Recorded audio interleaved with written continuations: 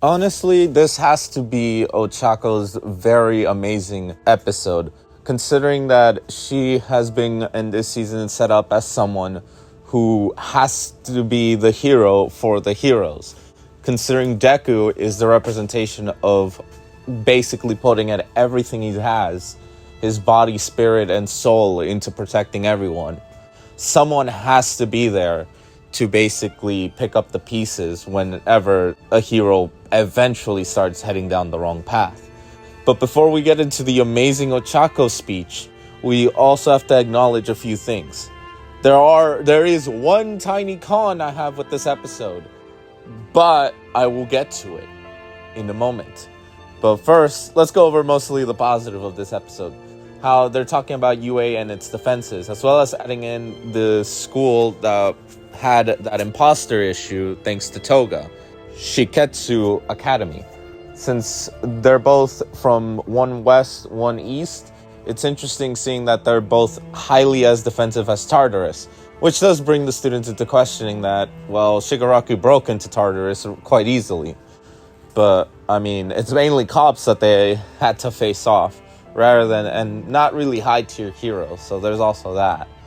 But, I mean, Shigaraku isn't going to be able to handle Class 1A this time. Especially if Deku gets a chance to rest, but that's not the point. The point is, it's interesting having them acknowledge that, yeah, they needed to step up their defenses. Especially after how he easily come in Season 1. We go back into the most ungrateful pieces of shit, and yes, this is eventually acknowledged by someone within the crowd, but how fucking ungrateful these people are. They just want to throw Deku out and save their own asses, which makes sense. Civilians don't really want to be put into a fucking fire when it gets really heated.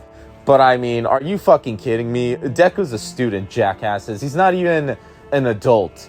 But that also brings into the problem that All Might have brought, because of so many years of him being the one taking care of everyone, basically being the reason why it's been so easily peaceful and why many people can just be heroes, because they're taking on low-level criminals, is because the civilians got too docile. Unironically, most of the villains, when they say that this hero society is kind of fucked, they're kind of right, because people got too used to it, and it shows right fucking here.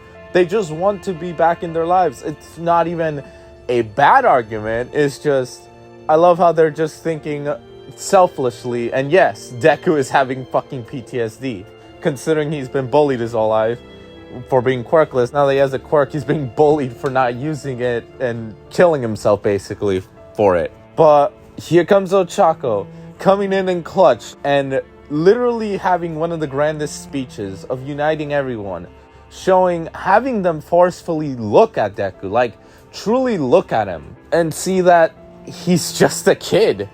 Like, yeah, he's a high schooler, but I mean, he's only had this power for 1 fucking year, and look, he's really powerful and it's quite impressive, but I mean, he's just a fucking kid. These guys, these civilians, these adults should actually have that in mind.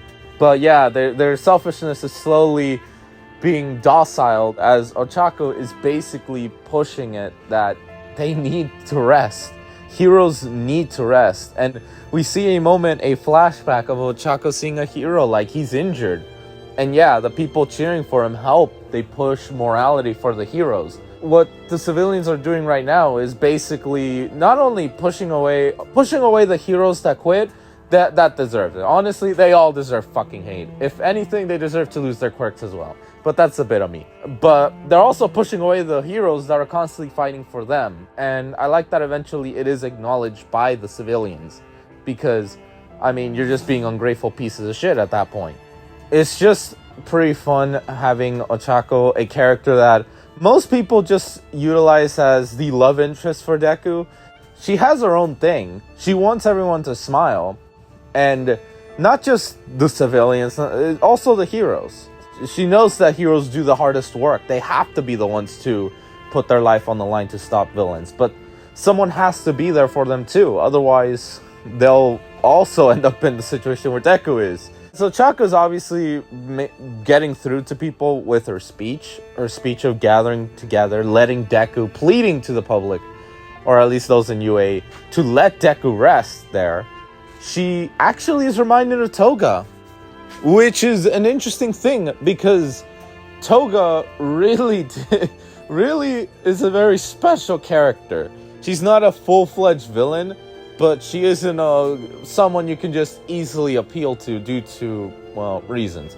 It is just something that catches Ochako's attention because, I mean, seeing Toga cry is not something she was prepared for.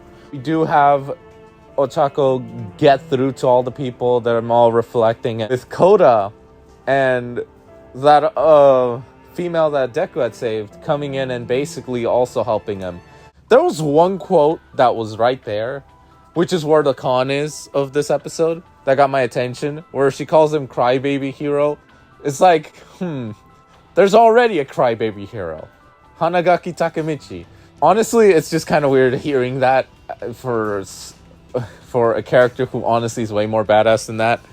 But a line I did not like was Deku basically saying, this is the story of how I became a hero and how everyone else became a hero. It's like, why? Like, I get it. This is the story of how you became a hero and how obviously everyone else became the greatest hero. But why add that line? It's a bit too on the nose. That's probably my biggest complaint. Other than that, the episode was pretty good. It was definitely one of the more important ones, as it truly saved Deku. They got him there, yes, but he was gonna leave. Like, flat out, let's be real, he was gonna leave. And Ochako's speech is what truly saved Deku. If anything, she connected everyone together.